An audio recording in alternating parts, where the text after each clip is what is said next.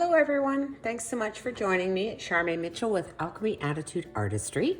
Today I'm going to do a watercolor bookmark, and I think I have a better angle for it. I did post one not too long ago, but unfortunately because of the setup of my camera, you probably didn't see much.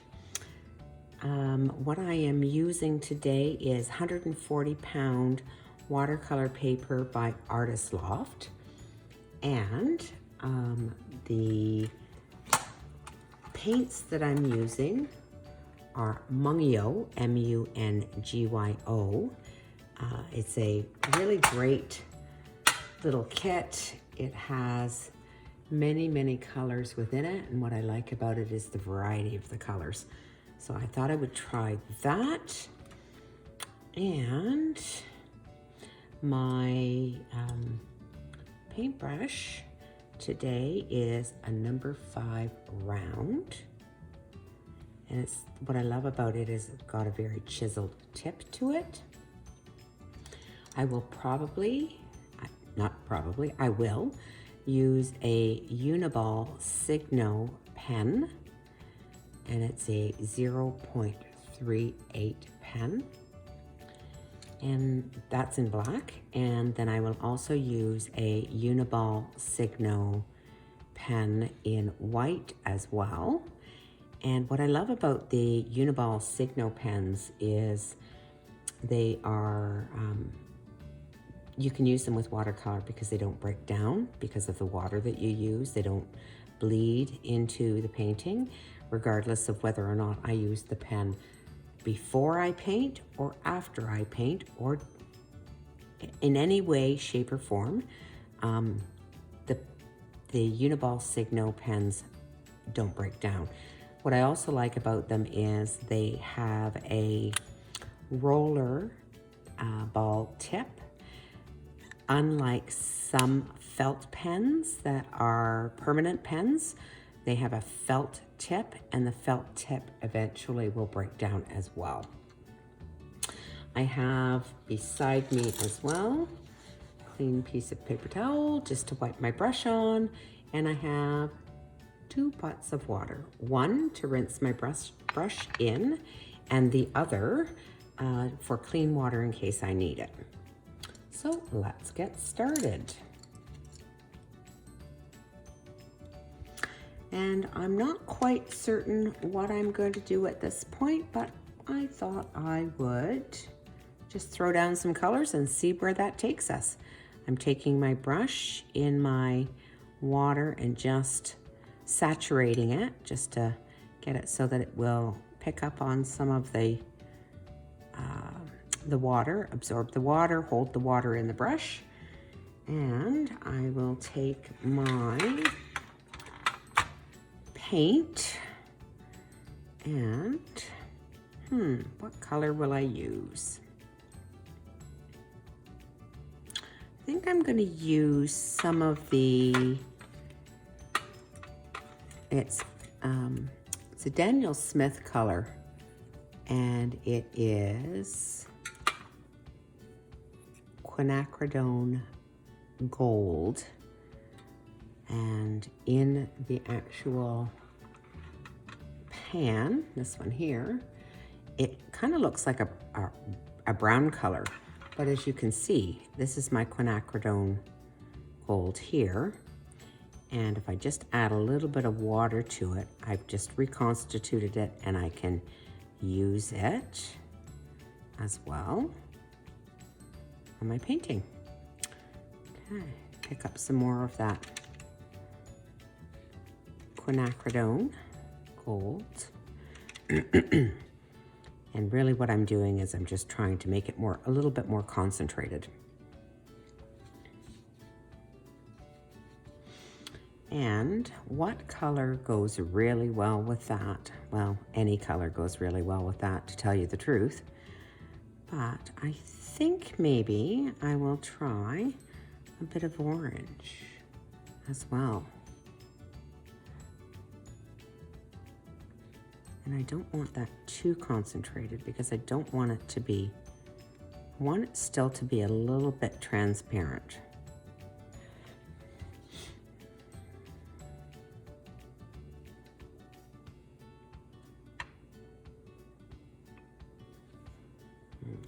just gonna move my paint tin over just a little bit. Still keep the watercolor in frame for you. And I've cleaned off my brush, and all I've done is put it into my clean water. I'm gonna add some clean water down onto my watercolor paper. Just kind of randomly apply it. And I'm going to take some of my quinacridone and I'm just going to touch the page and let it just bloom out. And watercolor, because it is transparent, it dries much lighter than when you first put it down. So I have to make sure that I have a good concentration of color on it. So I've gone back over each of those spots a couple of times. Now I've cleaned off my brush and I'm going to go back in and pick up while my watercolor paper is still wet. Go in and just touch the page where it's still wet as well. Just add some of that orange to it.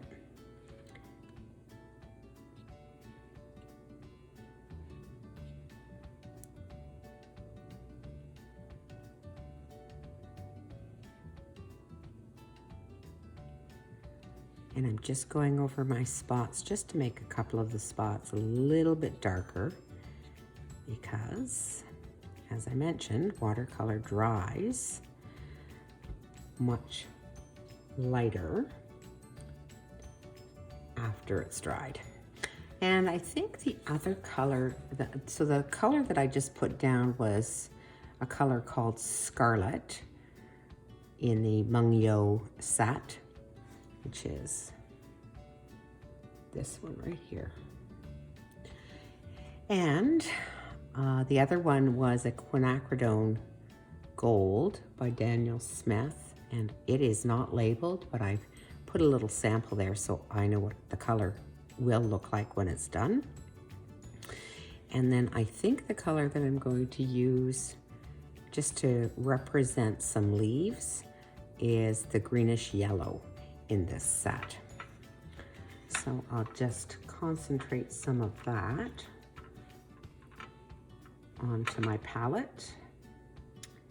And then while the water's still wet and it hasn't dried on my watercolor paper, I will go in and add some green.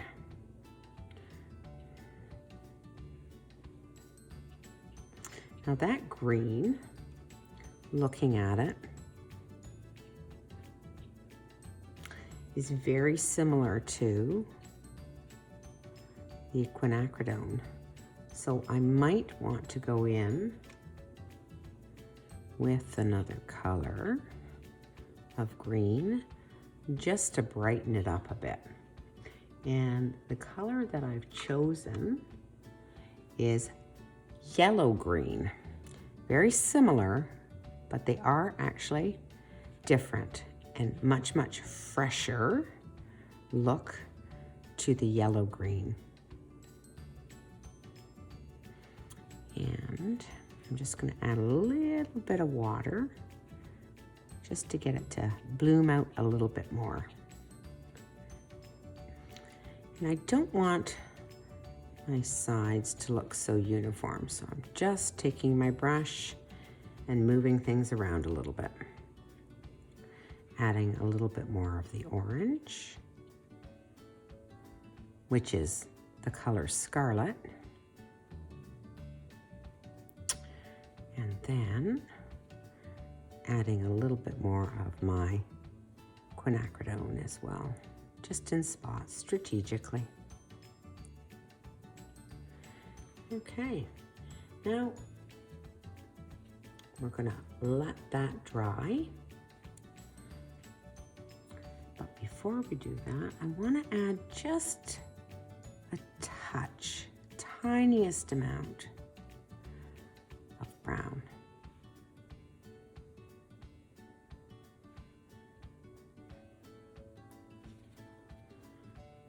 to give some contrast. Okay.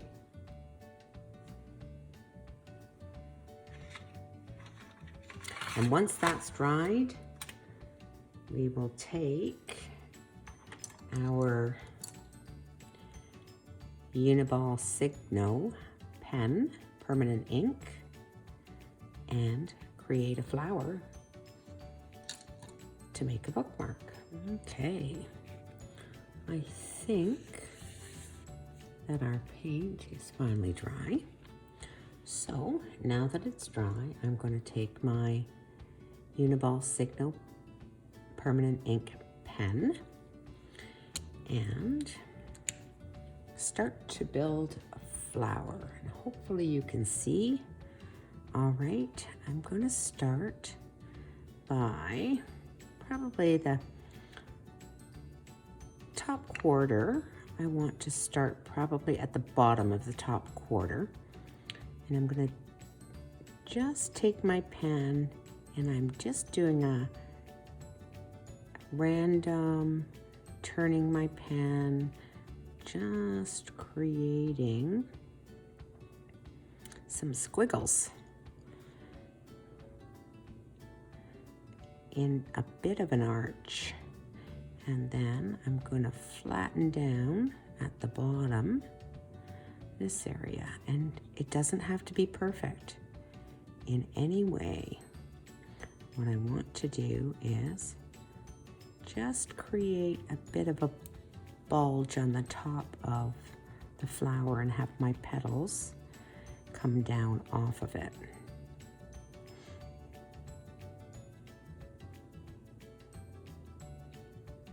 And it's random, just very random. I bring my flower out as far as I want.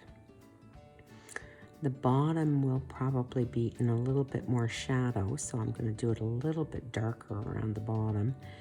And I'm going to pretend that my light source is coming from the left down. So this area on the right-hand side will be in more shadow than this area, than the left-hand corner. And I'm just tapping my pen on the page. Now let's build some petals. Take my pen and in a wiggly way, and my pen and my petals do not have to be straight up and down. They can look a little bit tattered. That's the kind of look that I like. And I'm just, without too much effort, just creating petals that are not uniform. I don't want them all to look alike. And this final one looks like it's starting to turn up.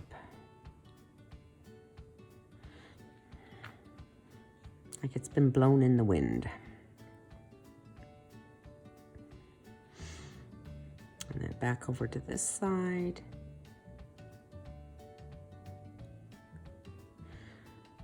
And give it a bit of a flaring skirt, as I call them. And then I want to make it look like there are some petals extending below as well. So I'm just going to create some dimension with these as well. And if I mess it up, I can always go back with my pen and fix whatever I didn't like. If I did something wrong, it's not a big deal. Maybe one more there. Okay, so looks like a flower so far. Let's do some, take my pen and I just put it on the line, the black line, and I drag up and flick. Just doing some flicking motions here. And they don't have to all be the same distance or space. I can add a few extras. I just want to make it look like my petals at the end have been blown around in the wind. And they've become a little bit tattered and worn on the ends. And this just allows my flower to look just a little bit, gives it a little depth. And I'm making sure, I'm turning my page just for my own rest. I'm turning it the way that the petals go. So the petals go in a rounded version, and I'm really making sure that my pen kind of follows that contour. And the top layer of my petals, I'm going to add a little bit to that as well.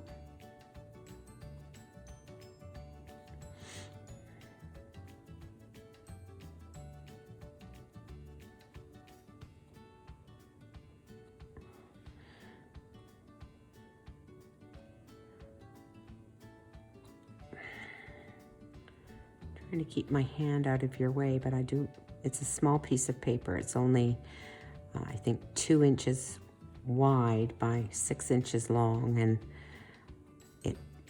when I bounce my pen on it and flick upward, the actual pens, the paper spins.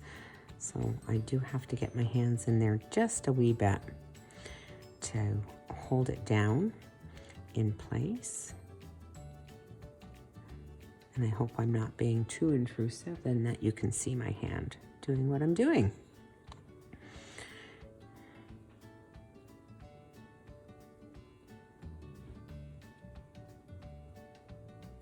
And again, I'm just following the contours. Okay, so that's our skirt of our petals, if you will.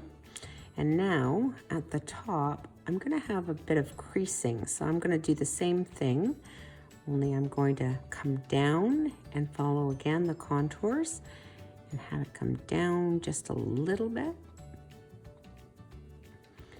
And in the area where the 2 petals do not come together completely, I'm going to make it just a little bit darker, because that would in fact be in shadow.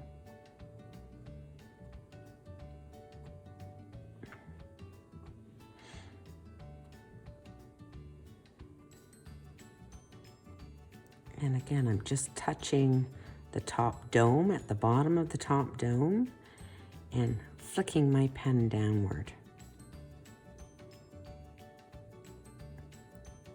And that one area that's in shadow, will give it a little bit of darkness as well. And these petals kind of go around the contour with the dome. So I'm not coming straight down, I'm curving a little bit. And the same thing with this one. And the top one as well. There we go. And there is our flower head. So, next thing that I'm going to do is envision that the middle of my flower top would come down in an imaginary line, and somewhere in around here, my stem would curve out. And I'm just doing again another flicking motion, and I'm just creating a bit of a stem for my flower. Now, next thing that I want to do is I want to put an inspirational word onto my stem.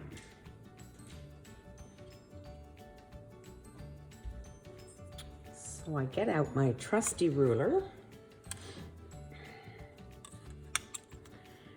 and I take it and I curve it like my stem is curving. And about the center of the stem is where I'm going to draw my line. Okay, so I've got a pencil. I've got a pencil line. And now I'm going to put a word. What word will we put? Let's do happiness. So I'm just in pencil going to do the word happiness.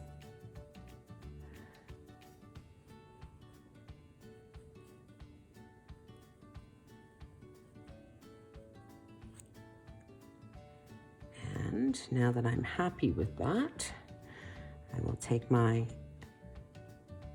Uniball Signo pen and draw over it.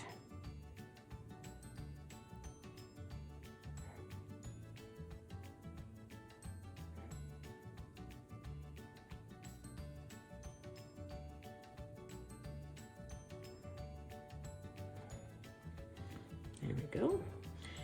Now,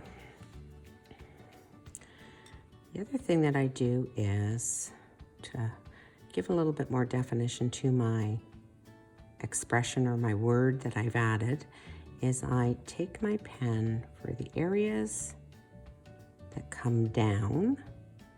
I'm going to darken those slightly.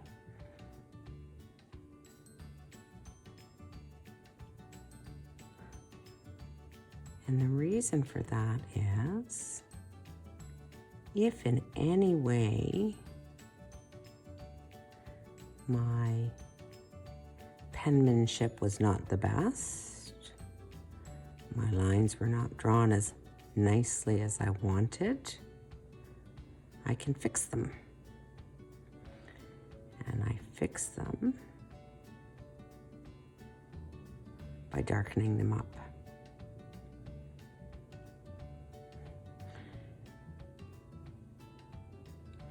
There we go. Now what I want to do with the Signo is I want to make sure that I let it dry a little bit before I try to erase the pencil marks underneath. And then I'm just going to extend my stem of my flower so it looks like it comes right down into the word happy or happiness. And then I'm going to do the same thing, keeping my stem on the same trajectory. And if that means I have to do it a couple of times, then that's okay too. Okay. Now, having given that a couple of minutes to dry, I'm going to very gently try to erase my pencil marks.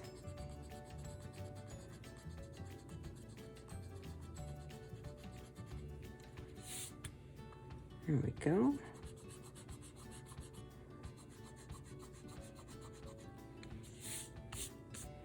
There.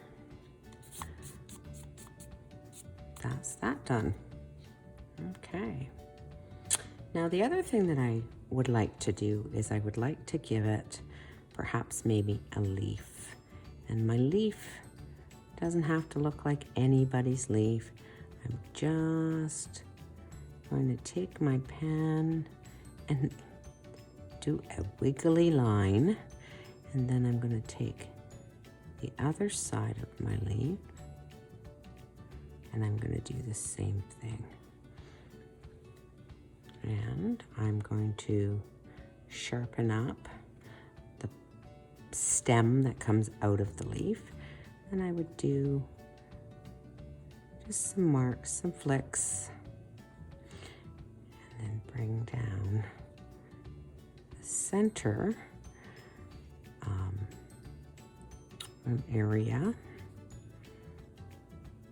that would be almost like the backbone of the leaf, if you will, and the veins, if you will. Okay, and then just, and I'm going to do that, go over it again one more time, just so that it stands out. And it doesn't matter if I do a line that is not exact or right on the line, because that actually adds to the leaf looking like the flower, is a bit wind-torn and tattered. And I'm okay with that. So I'm just gonna go over it again. All of the lines.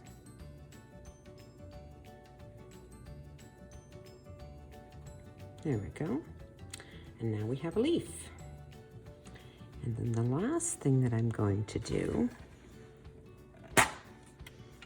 is I'm going to paint my leaf and my stem. And you'll see what I mean by the Uniball Signo pen being so wonderful is that as I apply the color, which will be wet on a dry paint, on a dry painting, I won't degrade those lines that I just took the time to create for my leaf. Okay, and I'm just, again, it doesn't have to be perfect. It doesn't have to be exact. All I'm doing is trying to have the leaf darkened so that it pops up away from those colors that are in the background.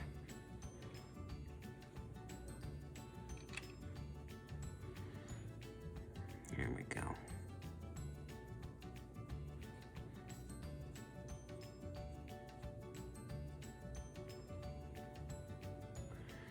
And I might want to add a little bit of brown to my leaf as well.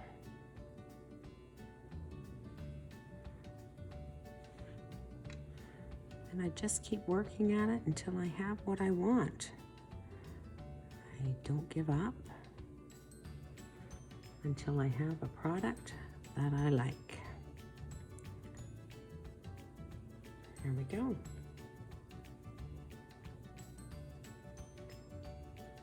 And that is my watercolor bookmark.